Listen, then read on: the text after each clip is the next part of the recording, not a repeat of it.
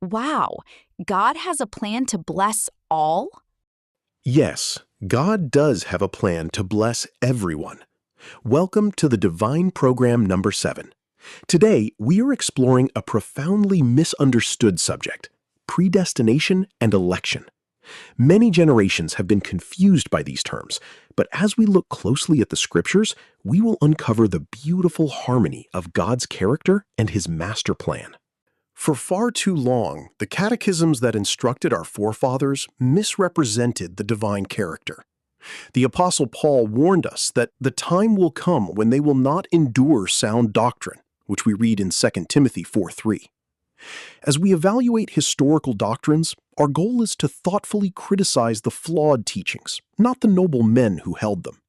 Let's begin by examining the Calvinist perspective. Brother Calvin rightly recognized God's absolute power, sovereignty, and foreknowledge. However, the fatal flaw in this view is the assumption that God intentionally passed by the non-elect, arbitrarily predestining millions to eternal torment without a single chance for salvation. This presents us with a picture of divine sovereignty that completely lacks a heart of love. On the other hand, we have the Wesleyan perspective. John Wesley's heart rebelled against the idea of a loveless creator, so he championed God's boundless love and free grace. Yet, this view implies a God who desperately wants to save everyone, but ultimately fails, allowing humanity to suffer eternal torment despite his best efforts. This suggests a God with a tremendous heart, but one who lacks supreme power and wisdom. The true God of the Bible is not deficient in either power or love. As Acts 15:18 declares, "Known unto God are all his works from the beginning of the world." We must combine the sovereign will championed by Calvinism with the boundless love championed by Wesleyism. The divine program harmonizes these views, offering us a vision of restitution and hope for the masses. The God of the Bible perfectly balances 4 core attributes: perfect justice, perfect wisdom, perfect power, and perfect love. His divine foreknowledge would never have permitted the creation of humanity if eternal misery was the unavoidable and unalterable outcome. Every step of his plan is fully coordinated by these perfect attributes to ensure a glorious outcome. To understand God's plan, we must understand the true penalty for Father Adam's transgression. The scriptures are abundantly clear. The wages of sin is death, as stated in Romans 6:23. Ezekiel 18:4 adds, "The soul that sinneth, it shall die." And Psalm 145:20 promises that all the wicked will be destroyed. The penalty for sin was mental, moral, and physical decay, leading to death, not eternal torment. The dead are truly dead, but they are awaiting a glorious resurrection. So, if the masses are not doomed to endless suffering, what is the purpose of election? In our earthly governments, we elect a few legislators not to doom the rest of the citizens, but to serve and uplift them. The divine reality operates on the exact same principle. God is currently electing the Church of the Firstborns to serve as his royal priesthood, ultimately working to uplift and restore the rest of the world. This elect church is chosen for a magnificent purpose.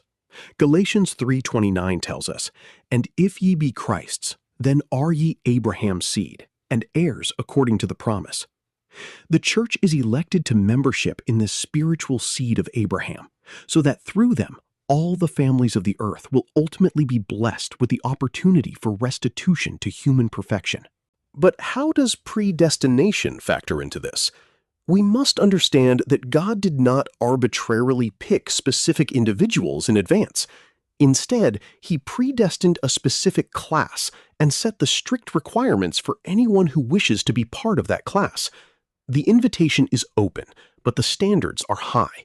As the scriptures say, many are called, but few are chosen. What are these strict requirements?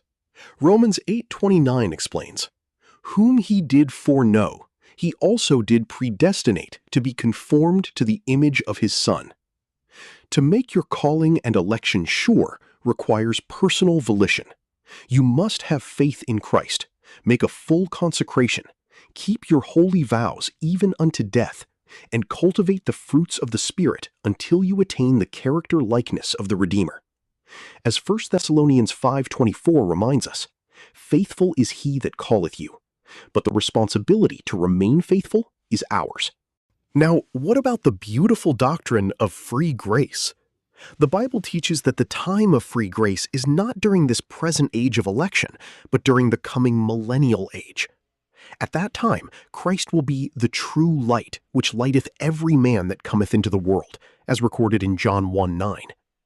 Revelation 22:17 paints a picture of this future time, saying, "And whosoever will, let him take the water of life freely."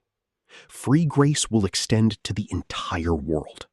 When we zoom out, we can see the master timeline of God's plan. The gospel age is the time for the process of election, where God is developing his royal priesthood. This is followed by the millennial age, which is the time of free grace and restitution, meant for blessing all families of the earth. Election and free grace are not contradictory doctrines. Rather, they are perfectly sequential steps in understanding the breadth, length, depth, and height of God's love divine. I leave you with this final thought. During this present age, God is not seeking the multitudes.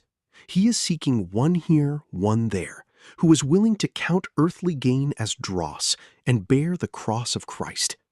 He is looking for those fair jewels who will share in his sufferings now, so that they might join in the grand future work of lifting up the human race and making earth a perfect place.